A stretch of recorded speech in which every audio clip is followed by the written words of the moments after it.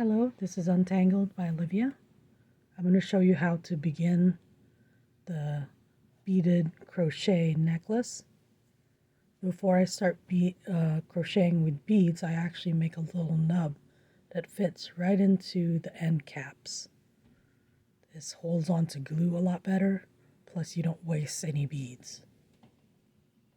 And the other reason why I do that is if I want to make a necklace that's thicker than the part that goes into the end cap, I can make it as thick as I want because this part, the nub, can always be the 16 stitches that fits into the end cap. Before I start, I'm going to use this. I switched over from using the thread to this thick yarn because it's easier to see what I'm doing with the thick yarn. And I'm also using perler beads instead of seed beads. It's actually best if you use pony beads because the pony beads are a nice round shape. But perler beads is what I had, so perler beads is what we're going to use. Before I started, I gave myself a little slack. I pushed all the beads down so that I can have all this extra yarn to crochet with. So to start, I actually make a magic ring, it's called. What you do is you take your tail end, make sure the tail is on your left if you're a right-handed crocheter. If you're left-handed, my next series playlist will show you how to crochet left-handed. But for my right-handed, you can continue to watch and see how you take the tail end, make sure it's pointed left, wrap it around until you have a loop like this where the working end is on top of the tail end. And now you can start with your bigger needle. As if you remember when I was showing you the supplies, I have one big needle, one small needle. We're going to start with the big one. I'm going to wrap this string around my hands to make it easier to crochet around my fingers. I like to do over, loop, and then under because my hands are very dry. It tends to give me more traction. So to start, you're going to take your crochet hook, go into the loop, wrap it around, and pull through. So now you have just one loop. You're going to wrap around again and pull it through. And then pull it nice and tight. Hold on to this part, and then pull tight. And then pull on this to make this part tighter. So that right there, this little knot, I call it my anchor. I do not count that as a stitch because it's not actually a full stitch. See, it's kind of loose here. My first stitch is actually already on the crochet hook up here. So to do your first stitch, you're going to go into the loop again, wrap around, pull it through the loop, wrap around again, and pull it through these two loops. And that's your first stitch. I like to put a marker on my first stitch because sometimes it can get confusing. There have been many times where I've tried and failed to put my stitch into the anchor stitch and realized I was in the wrong stitch. We don't want to use that one. So let's do a second one. Go into the loop, wrap around,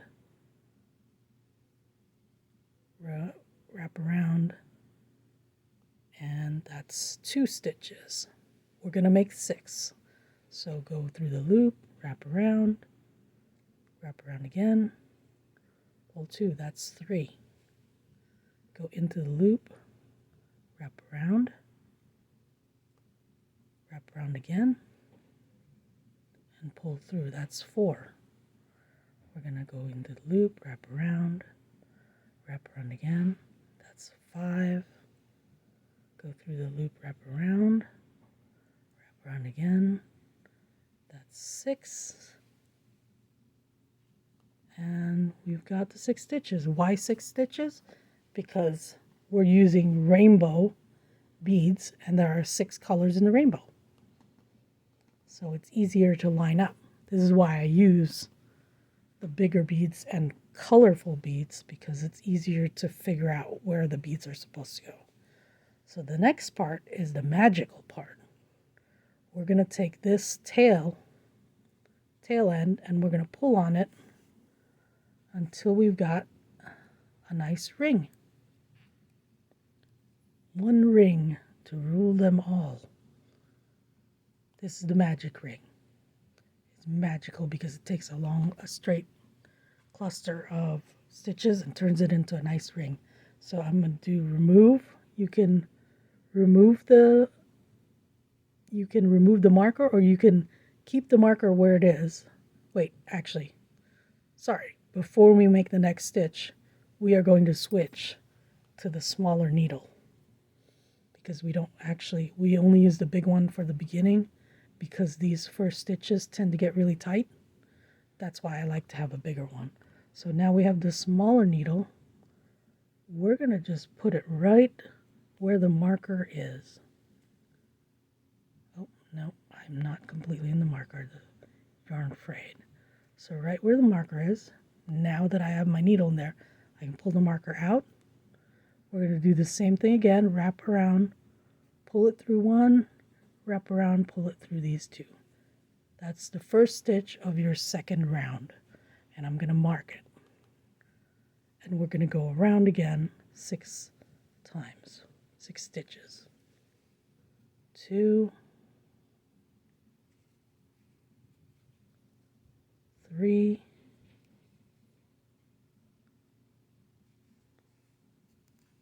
4,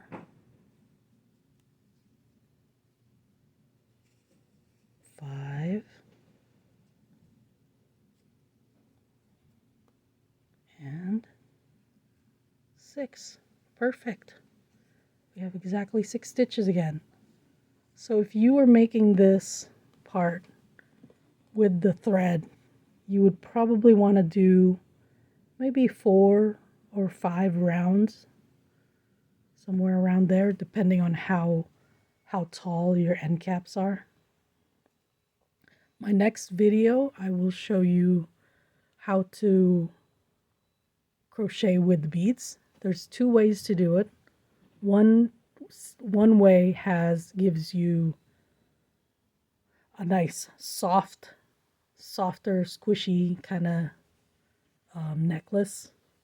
And then the second way, the way that I prefer, gives you tighter stitches, which makes a more rigid necklace. This particular one was done with the rigid method, and you can see you can still loop it. It still folds and curves into a necklace, but the design comes out a lot cleaner because the stitches are closer together. That's why I prefer the stick fit one. So if you'd like to know how to do the soft, flexible technique, you can watch the next video. If you want the more rigid technique, you can watch the video after the next one. So skip the next video and watch the next one.